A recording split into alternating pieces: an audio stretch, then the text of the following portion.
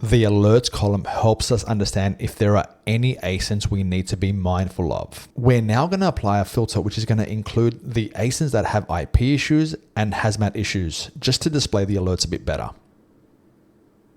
Notice the first section of the alerts column is the IP section. There are 3 levels of alerts.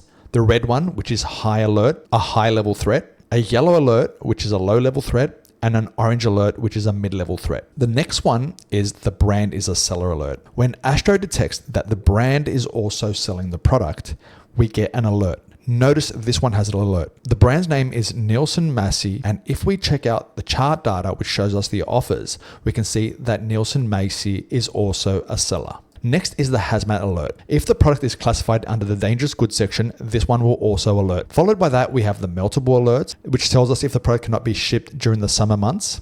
And lastly, we have the variation viewer. If the product is part of a variation, we can click on this button to see all the variations within this ASIN set. Notice in the variation section, we can see the ASIN, the title, any special attribute, how many offers there are, if Amazon is in stock, the estimated sales, the buy box, the rating, reviews, and the percentage of reviews compared to the other listings.